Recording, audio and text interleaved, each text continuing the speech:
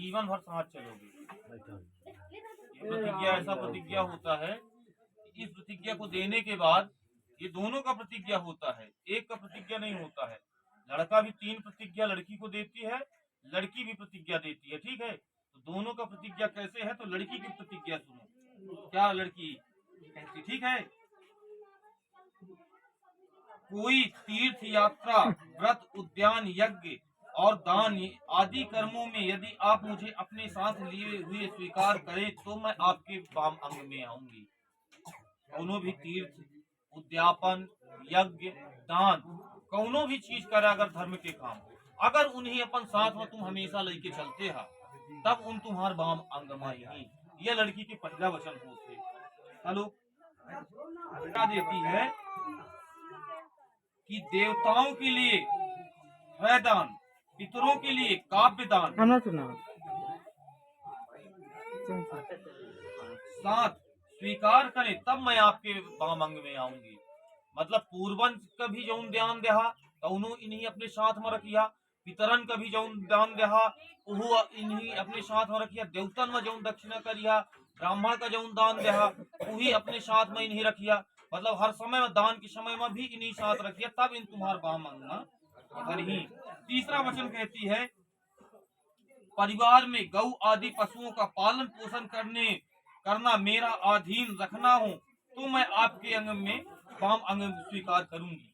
मतलब घर में जो जानवर पालिया जौन भी ओखर भोजन पानी, घर आदमी के सबके व्यवस्था के भोजन पानी के व्यवस्था उनके हाथ में देते हा, तब उन तुम्हार बाप अंग में आओ स्वीकार करही। ठीक, चौथा वचन, चौथा वचन, अन्न तथा धन आदि जो कुछ भी घर में आवे सबको संचित रखना, मेरी सलाह से उचित रूप से खर्च करना। यदि आप स्वीकार करेंगे तब मैं वाम अंग में आपके आऊंगी। मतलब जो भी आप कमाते हो, जो भी आपके पूर्वजों के द्वारा आपको मिलता है, जैसे घर का धन, अन्न, ये सब चीज जो भी आपको मिलता है, वो जो आप खर्चा करोगे, चाहे वो अच्छे काम में करो चाहे बुरा काम में, चाहे कोई जमीन लेने में करो चाहे किसी को देने में, तो दोनों का सलाह होना चाहिए।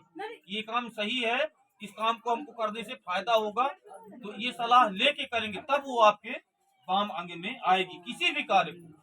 ठीक है, सलाह लेकर, दोनों की सलाह बराबरी होना चाहिए। पांचवा वचन कन्या कहती है, यदि आप मंदिर, बाग, तालाब, कुआं, बावली आदि तैयार करवाते हैं, उनकी प्रतिष्ठा पूजा में मुझे भी अपने साथ रखना स्वीकार करेंगे तब मैं आपके वाम अंग में आऊंगी।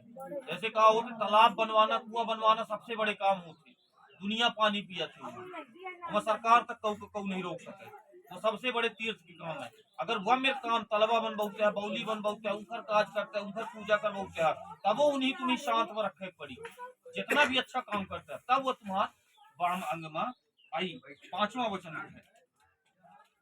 छठवां वचन में कहती है, आप देश अथवा विदेश यदि कोई व्यापारी वस्तुओं खरीदते अथवा बेचते हैं, ठीक है, तो प्रतिबंध उसमें मेरी सलाह स्वीकार करें तब मैं आपके वाम अंग में आऊंगी। घर के कोनो चीज तुम्हें बेचे है, नवा जानवर या फिर नया गाड़ी घोड़ा कुछ भी खरीदे है, तो जब तक दोनों की सलाह न हो जी, जब दोनों की सलाह पूर्ण हो जाए तब वो तुम्हार वाम अंग में आई, ओकरो बात तो तुम्हें स्वीकार करे पड़े। लड़की अपने छठवें वचन में क्या कहती है, सातवें वचन में क्या कहती है, कन्या का सातवां वचन है कि दूसरी स्त्री कितनी भी सुंदर क्यों ना हो, यदि आप उसका सेवन करते हैं, करने में सेवन कभी नहीं करेंगे और प्रतिज्ञा रहेंगे तब मैं आपके वाम अंग में आऊंगी। मतलब अगर पराई स्त्री कितनो सुंदर है, कितनो भी तुम्हें लालच दे रहे, ओके लालच में तुम्हें नहीं पड़े है, हमेशा अपन घर परिवार ध्यान देख है, तब वो तुम्हारे वाम अंग में आई। अब 3 वचन तुम ही देख पड़ी, ठीक है, 7 वचन तुमसे ले ली है, 3 वचन तुम नहीं।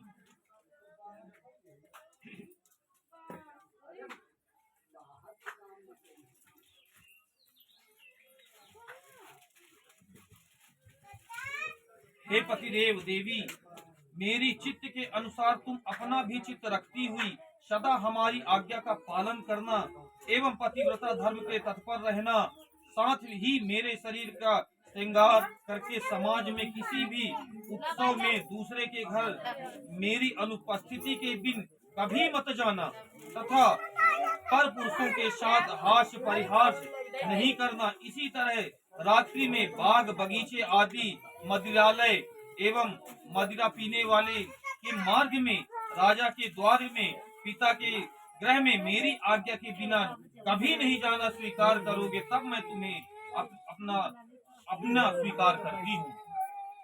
मतलब काका, आप अपने चित्त के अनुसार हमारी आज्ञा के बिना, बिना इंकार आज्ञा के तुम ना